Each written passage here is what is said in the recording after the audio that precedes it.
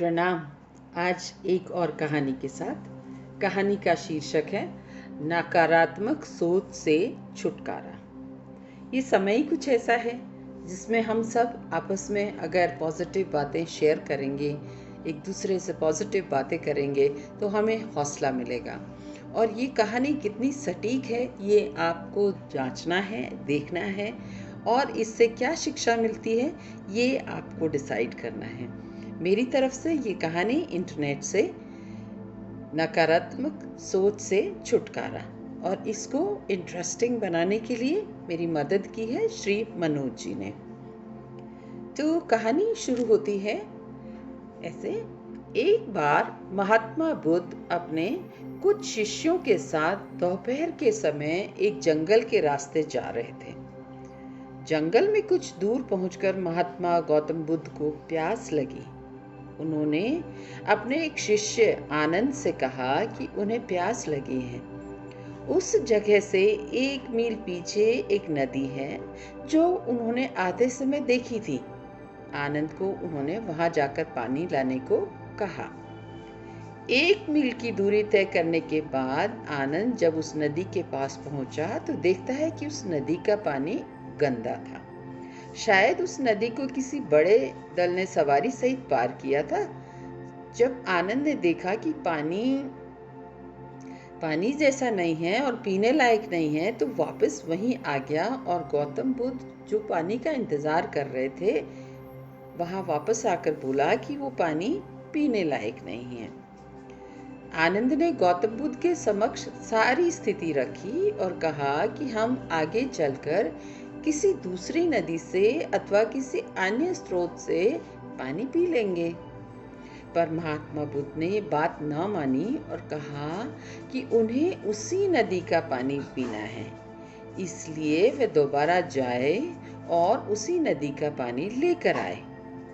आनंद इस बात से बहुत हैरान हुआ कि महात्मा बुद्ध को उसी नदी का पानी क्यों पीना है, लेकिन महात्मा बुद्ध के आगे वह कोई प्रश्न नहीं उठा सकता था। आनंद फिर से उसी नदी की तरफ चला गया। जब वह वहां पहुंचा तब उसने देखा कि नदी का पानी पहले से थोड़ा साफ हो गया था। धूल के साथ नीचे से उठे पत्ते, कीचड़ और कई और चीजें धीरे धीरे नीचे बैठती जा रही थी और बाकी की गंदगी पीछे से आने वाली पानी अपने साथ बहाकर ले जा रहा था। आनंद सब धीरे धीरे देख रहा था। वह वहां कुछ देर बैठा। देखते ही देखते नदी का पानी एकदम स्वच्छ हो गया। तो आनंद ने पीने के लिए पानी भरा और वापस महात्मा बुद्ध के पास जा पहुंचा। पानी लेकर पहुंचने पर सबने पानी पिया। तब महात्मा बुद्ध ने आनंद से पूछा, तुम तो कह रहे थे कि पानी पीने लायक नहीं है, तो फिर ये पानी इतना स्वच्छ कैसे? भगवान, वह तो पहली बार में गंदा ही था, बाद में साफ हो गया। तो तुमने पानी सा कैसे किया या पानी को साफ कैसे किया? क्या तुम पानी में से गंदगी को हटाने लगे या फिर तुमने पानी में जाकर गंदगी से लड़ाई की?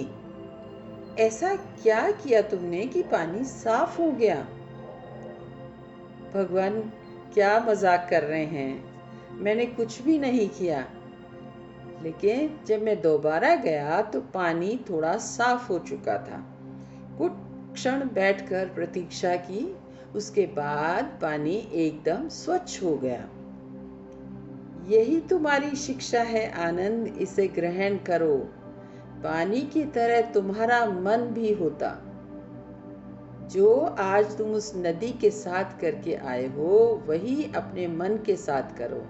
अगर तुम मन में आए नकारात्मक विचारों के साथ छेड़छाड़ करोगे तो वे सदा ही तुम्हारे मन में बने रहेंगे और तुम्हें गलत कामों की तरफ बढ़ाते रहेंगे।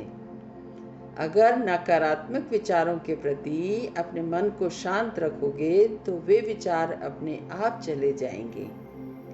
ये विचार भी मन रूपी की नदी की तरह हैं। अगर इसमें गलत विचारों के कीचड़ सामने आते हैं तो उनकी उपेक्षा करो उन पर अपना ध्यान केंद्रित मत करो। नकारात्मक विचार अपने आप चले जाएंगे। आनंद अब तक समझ चुका था। इसके बाद कुछ देर विश्राम करके वे सब फिर से आगे बढ़ने लगे। तो दोस्तों, इसी तरह हम भी जब अपने अहम को त्याग कर बुरे विचारों से दूरी बनाएंगे तो अच्छे विचार अपने आप हम तक पहुंच जाएंगे। अनावश्यक और नकारात्मक विचारों से छुटकारा पाने का यही सबसे सरल और सुखद माध्यम है। तो आज के जीवन में जब हम इस पैंडेमिक से, कोरोना से लड़ रहे हैं, घरों में बैठे हैं, तो क्यों ना हम अपनी जो सकारात्मक सोच है, यानी कि हमारा जो पॉजिटिविटी है, उसको हम मल्टीप्लाई करें, या ना कि हम नेगेटिव विचारों की तरफ ध्यान दें। और थोड़ा जब हम पॉजिटिव होंगे तो हमें रास्ते भी मिलेंगे, और जब रास्ते मिलेंगे तो अपने आप हमारे अंदर आत्मविश्वास भी आएगा। धन्यवाद। कहानी कैसी लगी बताइए।